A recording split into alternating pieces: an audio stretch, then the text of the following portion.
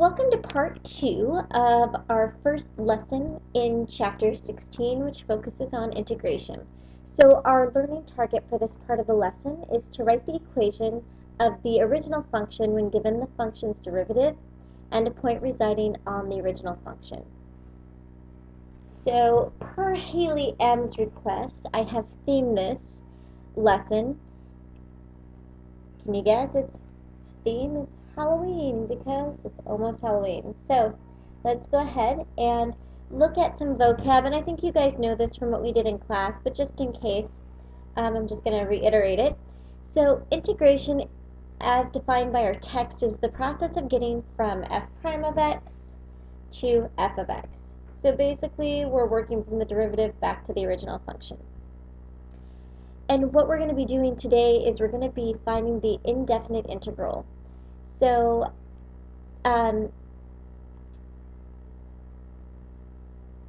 we're going to be looking at general, I should have put general form, we should say general form, for f of x in which a constant, which we'll call k, is included.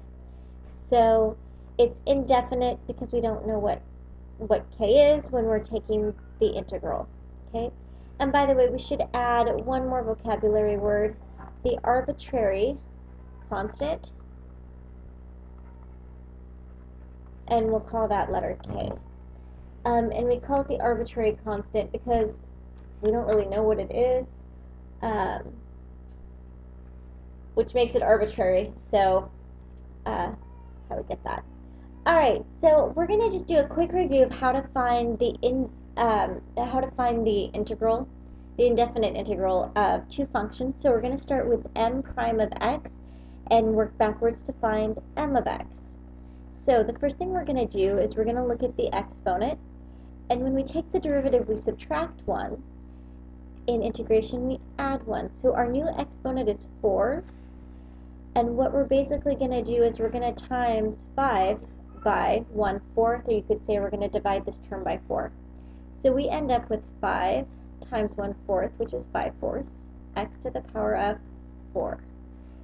When we add 1 to 2, we end up with an exponent of 3, and we multiply 2 by 1/3.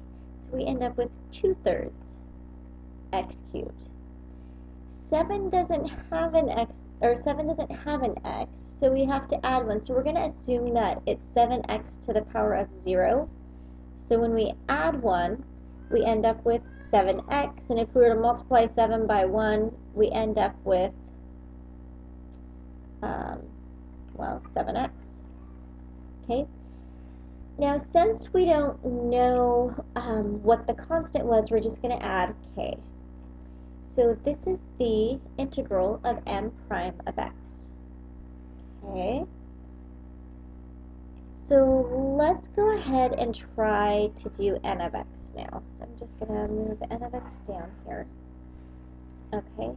So m prime of x equals 10x plus 4. So I'm going to write n of x here. So this is really x to the power of 1, right? So let's add 1.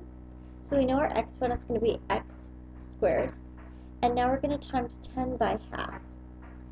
So half times 10 is 5. Okay? This is 4x to the 0 power, because anything to the 0 power is 1.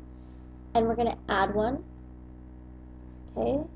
So now we're going to multiply 4 by 1/1, which happens to be 4. You already, if you know this, I'm just going through the steps to make sure you all know what's going on. And we have to add our constant, because we don't know when we took the derivative what number, if there was a number, was removed when we found the derivative. So the equation, the indefinite integral of n prime of x is 5x squared plus 4x plus k. All right, hopefully that's a quick review from what we did.